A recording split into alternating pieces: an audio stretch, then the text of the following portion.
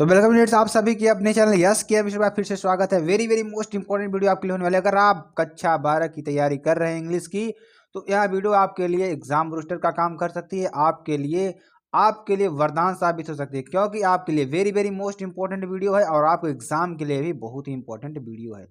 चलिए जानते हैं इस वीडियो में क्या दिया गया है, क्या पढ़ने वाले हैं, क्या समझाने वाले हैं। सारी चीजों को इसमें डिस्कस करेंगे और आपको अच्छी तरीके से बताने का प्रयास करेंगे। देखिए यहाँ पर क्या दिया है कि आपको लॉन्ग टाइप, शॉर्ट टाइप, सारे प्रकार के क्वेश्चंस आपको इसमें बताए जाएंगे और आपके एग्जाम के लिए जो वेरी वेरी मोस्ट इंपॉर्टेंट होंगे उन्हीं प्रश्नों को हमने लाया है। और मेरे प्यारे फ्रेंड्स, आपको ज़्यादा से ज़्यादा चैनल को शेयर करना है, लाइक करना है, कमेंट करना है, ठीक है। तो चलिए स्टार्ट करते हैं। आपको बताने का प्रयास करेंगे मेरे प्यारे फ्रेंड्स कि इसमें एक्चुअल में क्या चीज़ें दी गई हैं, क्या चीज़ें नहीं दी गई हैं, ठीक है। यहाँ पर देखिए प्रोज मोस्ट इंपॉर्टेंट क्वेश्चन की बात करेंगे, ठीक है। देखिए यहाँ पे पहला क्वेश्चन क्या है उससे पहले जान लीजिए। अब आपका एक चैनल और बना दिया गया हाई लेवल स्टडी, तो वहां पे जा करके आपको चैनल को तुरंत सब्सक्राइब करना है। आपको मिल जाएगा चैनल कहाँ, SKM टेलीग्राम चैनल पर मिलेगा। और आपको मिलेगा वो चैनल, आपको मिलेगा कहाँ, SKM स्टडी कम्युनिटी टैब में आपको मिल जाएगा, ठीक है। चलिए स्टार्ट करते हैं, प्रश्न को पढ़ने का प्रयास करते हैं, आपको समझाने का प्रयास करेंगे, ठीक है। यहाँ पर देखिए जो आपके लिए वेरी वेरी मोस्ट इंपॉर्टेंट है क्या है, देखिए यहाँ पर यानी कि अगर हम पढ़ेंगे तो what were the terms of the Indigo contract between the British landlords and the Indian present, ठीक है। और आपको skmstudyclasses.com वेबसाइट को भी सब्सक्राइब करके रखना है, जो आपके लिए वेरी वेरी मोस्ट इंपॉर्टेंट है, ठीक है। यहाँ पर देखिए ब्रिटेन के जमींदारों और भारतीय किसानों के बीच नील की खेती के अनुबंध की क्या शर्तें थी, ठीक। क्या कर रहा है कि ब्रिटेन के जमींदारों और भारतीय किसानों के बीच नील की खेती के अनुबंध की क्या शर्तें थी, ठीक है। अब यहाँ पर देखिए क्या शर्तें थी, ठीक है। The terms of Indigo contract, जो इंडिगो का कंट्रैक्ट था, जो नील की कंट्रैक्ट था between the British and the presence were share crofter, यानी कि जो वहाँ पे शेयर करने वाले किसान थे उनके बीच जो था क्या था। अगर यहाँ पे देखने का प्रयास करेंगे स्टूडेंट, तो देखिए titans and had to plant 15% of the land holding with the indigo and surrender the entire indigo harvest to the British landlords as rent, यानी कि जितना आप लगाएंगे उसका 15% आपको ब्रिटिश लैंडलॉर्ड को क्या देना होगा, रेंट देना होगा। क्या, रेंट देना होगा, ठीक है। यही बात इसमें कह रहे हैं। तो इसमें यही चीज कहा गया था कि आप जितना भी बोएंगे या कुछ भी करेंगे, आपको उसका 15% आपको देना होगा। तो ये जो कि उसको मंजूर नहीं था, ठीक है। आगे देखिए जो अगला क्वेश्चन है वेरी वेरी मोस्ट इंपॉर्टेंट, कौन सा क्वेश्चन है आपके एग्जाम के दृष्टिकोण से। चलिए उस क्वेश्चन को भी पढ़ते हैं और आपको समझाने का प्रयास करेंगे, ठीक है। उससे पहले देख लीजिए स्टूडेंट्स, और आपके लिए बहुत ही अच्छी अपॉर्चुनिटी है कि आपको यहाँ पर सारी तैयारी करा दी गई है। अब आपको क्या करना है, चैनल पर जितने भी प्लेलिस्ट में जितने भी प्रश्न हैं, सारे प्रश्नों को एक बार रिवीजन करना है मेरे स्टूडेंट्स, ठीक है। और आपके लिए वीडियो तो वेरी वेरी मोस्ट इंपॉर्टेंट है, ठीक है। चलिए यहाँ पर देखिए ब्रिटेन के जमींदारों और भारतीय किसानों के बीच नील की खेती के अनुबंध की क्या शर्तें थी, ठीक है। तो चलिए ब्रिटेन के जमींदारों और भारतीय किसानों के बीच नील की खेती के क्या अनुबंध की शर्तें थी। तो यहाँ पर देखिए द टर्म, ये तो आपको हमने आंसर बता दिया। चलिए अब दूसरा प्रश्न देखिए क्या है कि what made the lieutenant governor drop the case against Gandhi, Gandhi ji के खिलाफ केस को बंद या रद्द करने के लिए लेफ्टिनेंट गवर्नर यानी कि लेफ्टिनेंट गवर्नर को किस बात ने विवश किया, ठीक। अब चलिए आपको बताते हैं। Thousand of patients held spontaneous demonstrations in Motihari, ठीक है। देखिए इसको अच्छे से समझिएगा, क्योंकि अभी तक मैं गारंटी देता हूं कि इस प्रश्न को किसी चैनल वालों में नहीं बताया होगा, ठीक है। क्योंकि इस टॉपिक के जो प्रश्न है थोड़ा कठिन माने जाते हैं, ठीक है। तो यहाँ से आने के जो प्रश्न है वेरी वेरी मोस्ट इंपॉर्टेंट आपको हो सकते हैं। तो चलिए हम आपको इसका आंसर बताने का, हिंदी में बताने का प्रयास करेंगे, तो आपको हिंदी में ज़्यादा बेटर समझ में आएगा, ठीक है। यहाँ पे देखिए thousands of presents held and spontaneous, कहने का मतलब क्या हुआ कि मोतिहारी में हजारों किसानों ने, किसने, मोतिहारी में हजारों किसानों ने, ठीक है, डिमॉन्स्ट्रेशन इन मोतिहारी, मोतिहारी में जो हजारों किसानों ने, ठीक है, स्वतः स्फूर्त प्रदर्शन किया, क्या स्फूर्त प्रदर्शन किया। और देखिए, the officials felt himself helpless and the government was baffled, यानी कि अधिकारी असहाय महसूस कर रहे थे और सरकार चकित थी। ठीक, आगे देखिए, the pressure of the people was mounting, लोगों का दबाव बढ़ता जा रहा था। ठीक, आगे देखिए, द जज did not want to aggravate the situation, यानी कि न्यायाधीश स्थिति को बढ़ाना नहीं चाहते थे। He held up sentence for several days and finally released Gandhi without bail, thus dropping the case against Gandhi. कहने का मतलब क्या हुआ कि उन्होंने कई दिनों तक सजा को रोके रखा और आखिरकार गांधी को बिना जमानत के रिहा कर दिया। इस तरह गांधी के खिलाफ मामला छोड़ दिया।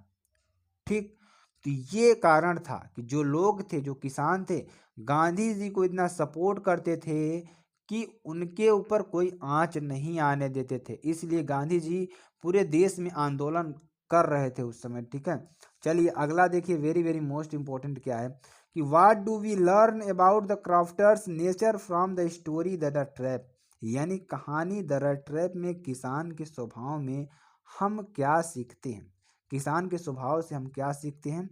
अब देखिए, the crafter was a lonely person without wife और चाइल्ड, यानी क्राफ्टर पत्नी या बच्चे के बिना एक अकेला व्यक्ति था। ठीक, या कह सकते थे क्राफ्टर के ना कोई बच्चे थे ना कोई पत्नी थी, इस तरीके से आप समझ सकते हैं। उसके बाद he was happy to get someone to talk to his loneliness, कहने का मतलब क्या था कि वह अब अपने अकेलेपन से किसी से बात करने के लिए खुश था, यानी कि वह अपने अकेलेपन में किसी से बात करने के लिए खुश था, यानी कि अकेलेपन को दूर करने के लिए वह किसी से भी बात कर लेता था। He was also generous and trusting person because he hosted the peddler for a night and even showed him where he had kept his money. कहने का मतलब क्या हुआ कि वह उदार और भरोसेमंद व्यक्ति भी था, क्योंकि उसने एक रात के लिए पेडलर की मेजबानी की और यहाँ तक कि उसे दिखाया कि उसने अपना पैसा कहाँ रखा था। ठीक, तो ये आपका आंसर हो जाएगा और बहुत ही इंपॉर्टेंट है। चलिए आगे बात करते हैं। अगला क्वेश्चन देखिए, ये भी वेरी वेरी मोस्ट इंपॉर्टेंट है, तो आपको इन प्रश्नों को समझना वेरी वेरी मोस्ट इंपॉर्टेंट हो जाता है मेरे प्यारे स्टूडेंट। ठीक है, चलिए, why did the crofter show the 30 corner to the peddler, यानी कि किसान ने फेरी वाले को 30 कॉर्नर क्यों दिखाए, 30 कॉर्नर क्यों दिखाए।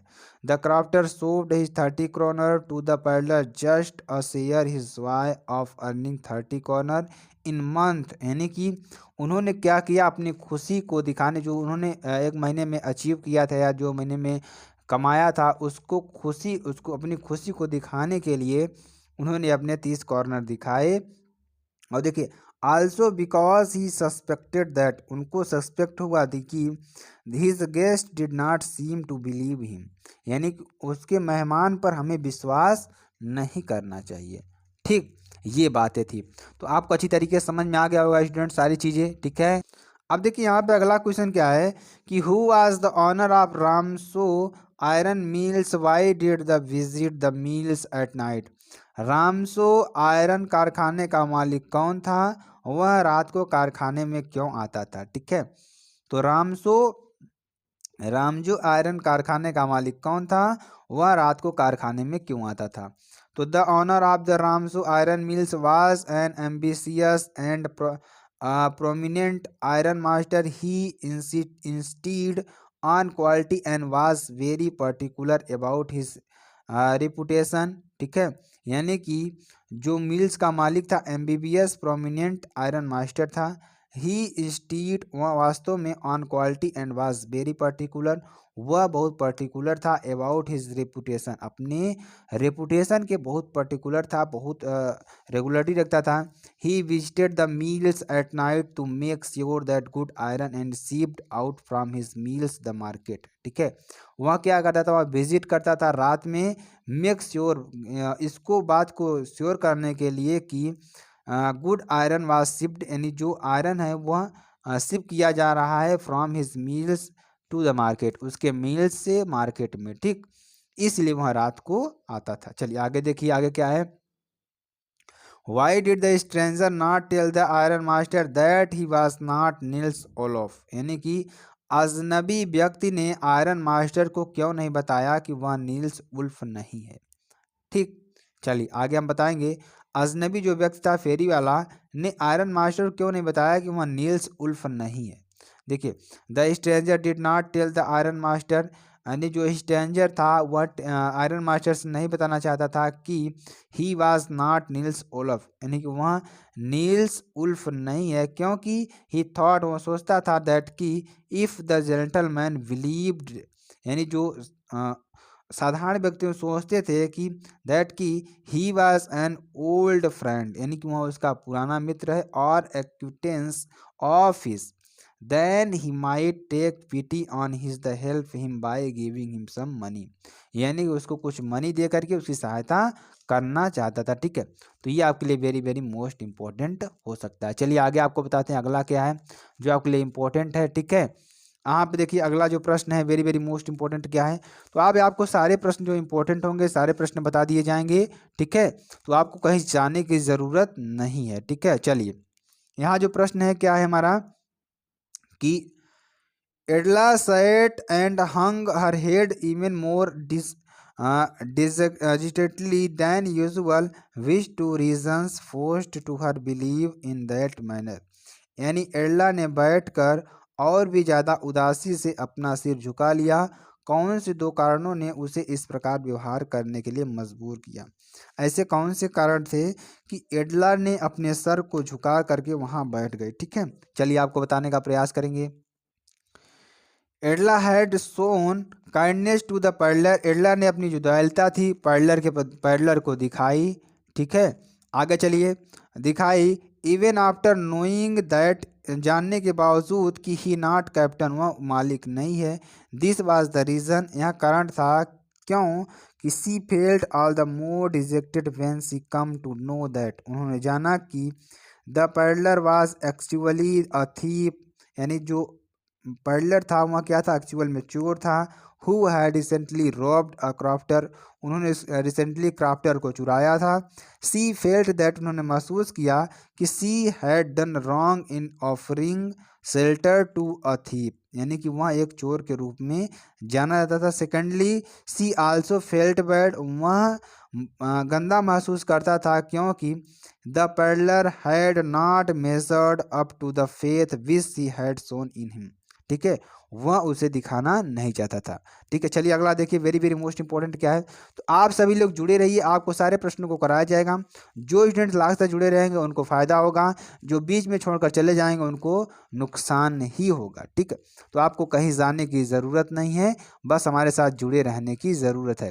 तो इसलिए आपको हम कह रहे हैं कि बार बार हमारे साथ जुड़े रहिए ताकि आपको सारी चीज़ें क्लियर हो जाए, ठीक है। अगला पार्ट देखिए, अगला जो प्रश्न है क्या है मेरी very very most important, French was able to understand everything that day why, यानी कि फ्रेंच उस दिन सब कुछ समझने में सक्षम क्यों था, ठीक है। तो फ्रेंच उस दिन सब कुछ समझने में सक्षम क्यों था।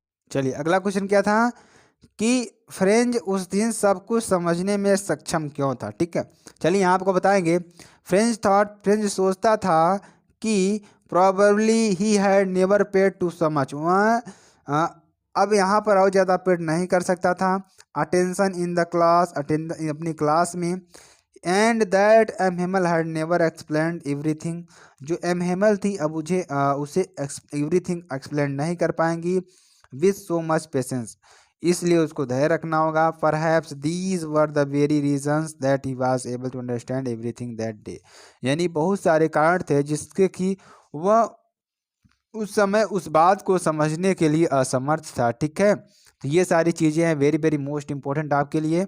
चलिए आगे आपको बताते हैं और अच्छी तरीके से समझाने का प्रयास करते हैं, ठीक है। चलिए अगला प्रश्न देखिए क्या है कि what did the M Hamel teach the class in his last lesson, अपने अंतिम पाठ में यम हेमल ने कक्षा में क्या सिखाया। तो इन हिज लास्ट लेसन, अंतिम पाठ के अंतिम लेसन में M Hemal thought, M Hemal ने सोचा कि द क्लास अबाउट ग्रामर, यानी कि किसके बारे में बताया, ग्रामर के बारे में बताया। देन तब about writing and finally a lesson in history, उसके बाद उन्होंने क्या बताया, लास्ट में लेसन की हिस्ट्री के बारे में बताया।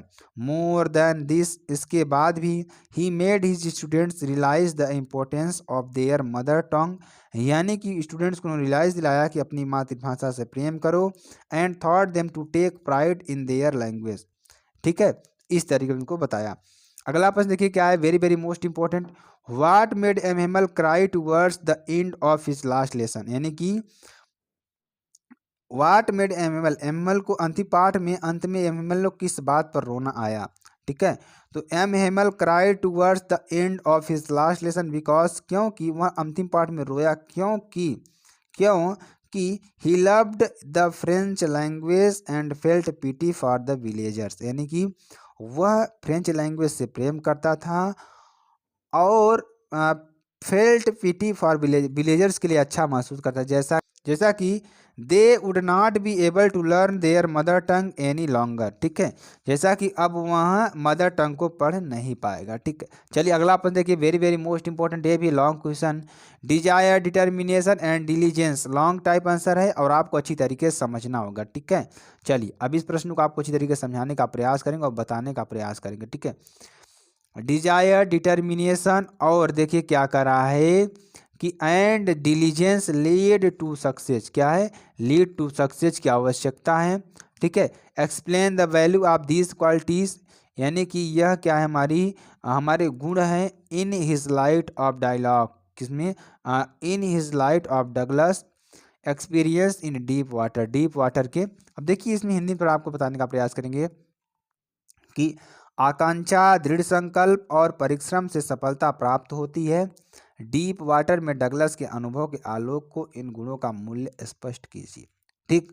तो ये आपके लिए वेरी वेरी मोस्ट इंपॉर्टेंट हो सकता है। चलिए आपको अच्छी तरीके से बताने का प्रयास करें और समझाने का भी प्रयास करेंगे। देखिए चलिए अगला देखिए क्या है कि Douglas first two experiences, Douglas के दो पहले जो एक्सपीरियंस थे विद वाटर के साथ, built up a fear of being drowned in him, किसके साथ, कि किसके साथ, पानी के साथ। The first occurred at the age of 3 और 4 ईयर्स, यानी कि जो उनके साथ पानी के साथ जो घटनाएं घटी थी, कब कब घटी थी। पहली घटना क्या थी कि जब वो 3 और 4 साल के थे। When a sea wave washed him ashore, यानी कि एक समुद्र की लहर ने उन्हें पानी में खींच ले गई थी। The next experience which occurred that age of 10 और 11, और जो दूसरा था उनके पास क्या हुआ था कि जब ये 10 और 11 साल के थे तब उनके साथ हुआ था, ठीक है। When he was thrown into the deep of the YMCA pool and did not know swimming, यानी जब उन्हें YMCA पूल में ढकेल दिया गया था और वे स्विमिंग नहीं जानते थे, ठीक है। चलिए द टेरर ऑफ वाटर, जो पानी से उनका डर था। Followed Douglas wherever he went, यानी कि जहाँ वे जाते थे उनको क्या करता था, फॉलो करता था, ठीक है। To get rid of it he made a strong resolution, वे चाहते थे कि उनके साथ एक स्ट्रॉन्ग रेजुलेशन बनाया जाए। ही डिसाइडेड टू ओवरकम, इसे कम करना चाहते थे। He fear thought in own will, जैसा कि वे सोचते थे। चलिए आगे देखिए क्या कर रहे हैं कि he engaged in an instructor who perfected him in swimming gradually, यानी कि वे अपने के लिए एक इंस्ट्रक्टर रखना चाहते थे जो उन्हें परफेक्टली क्या कर सके, स्विमिंग सिखा सके, ठीक है। The instructor give him hundreds of experience and thought him how excel and हिलेन इन वाटर, यानी कि वे क्या करता था कि आपको बताने चाहते थे कि वो पानी में कैसे आपको तैरना है, कैसे रहना है, सारी चीज़ों को बताने का प्रयास करेंगे। अब देखिए the practice went on for 3 months and Douglas was able to counter his terror, यानी कि 3-4 महीनों की प्रैक्टिस के बाद डगलस क्या हुए, एबल हुए अपने डर को ख़त्म करने के लिए। आगे देखिए the then after more exercises, और अधिक एक्सरसाइज करने के बाद the instructor ordered him to dive, जो इंस्ट्रक्टर था उन्होंने उनको क्या किया कि अब आज्ञा दिया कि अब आप तैरिए, ठीक है, अब आप तैरिए। He swam across lakes also gain confidence, अब उनमें कॉन्फिडेंस और ज़्यादा आ गया था। He had now completely lost his fear of water, वे अब कंप्लीट रूप से पानी से डर से क्या हुए थे, छुटकारा पा लिए थे। हिज डिजायर, उनकी इच्छा, डिटर्मिनेशन, दृढ़ निश्चय, एंड डिलीजेंस, एंड आकांक्षा, had succeeded in the banishing of fear of water, fear of water से क्या हो गया, दूर हो गया, ठीक है।